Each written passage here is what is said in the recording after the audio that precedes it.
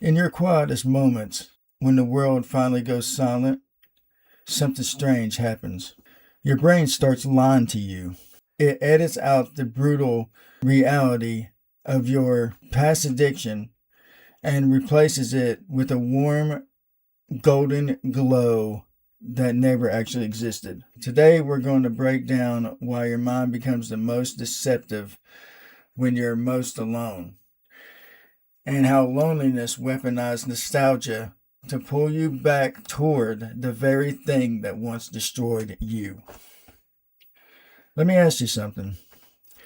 Have you ever been sitting alone, maybe late at night, and suddenly your past addiction feels comforting, familiar, almost safe? That's not memory. That's not truth. That's a psychological trap, and it's one of the most dangerous ones. Your brain doesn't lie to you randomly, it lies with purpose. When you're isolated, your nervous system goes into an emotional survival mode. It starts searching for anything that once made you feel less alone. And addiction, even when it wrecked your life, once gave you a sense of relief, escape, and numbness. So your brain rewrites the past, not to hurt you, but to soothe you. It takes the chaos, the shame, the panic, the withdrawals, and it blurs them out.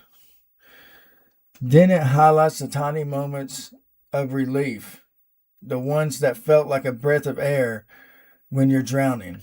This is the paradox. Your brain tries to protect you by returning you to the thing that once destroyed you. Loneliness is not just an emotion, it's a biological state. When you are alone, your brain becomes sensitive to discomfort.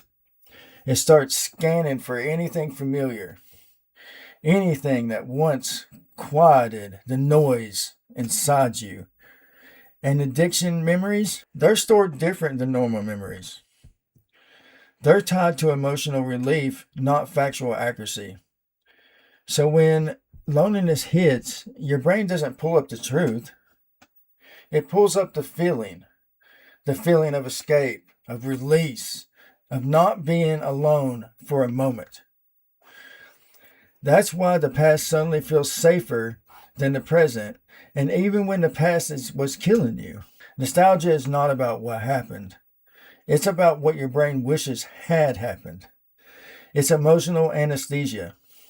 It filters out the nights you couldn't breathe, the mornings you hated yourself, the relationships you damaged, the health you lost, the fear you lived in.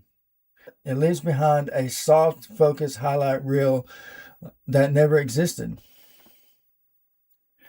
Loneliness amplifies this effect.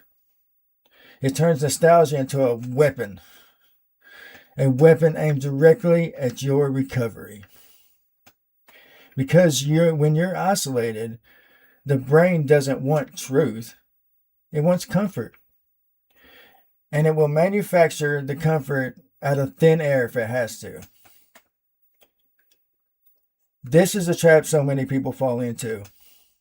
You're alone, you're tired, you're overwhelmed, and suddenly the addiction you fought so hard to escape starts looking like home. But it's not home. It's a mirage. A false sanctuary built on loneliness and nostalgia. Two forces that work together to distort your memory and weaken your defenses. The truth is this. You're not missing the addiction. You're missing the comfort that you thought it gave you. You're missing the escape you once relied on. You're missing the numbness that made you feel easier for a moment. But none of that was real safety. None of that was real peace.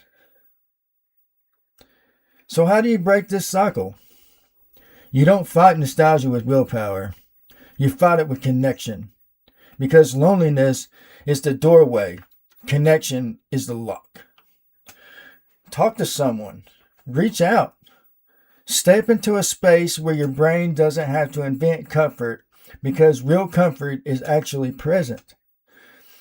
And when you feel that pull toward the past, remind yourself, your brain is not showing you the truth.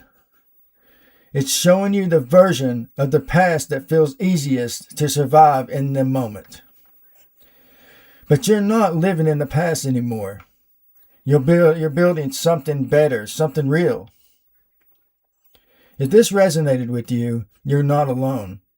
Your mind is complex, powerful, and sometimes misleading, but it's not your enemy. It's trying to protect you, even when you get the method wrong.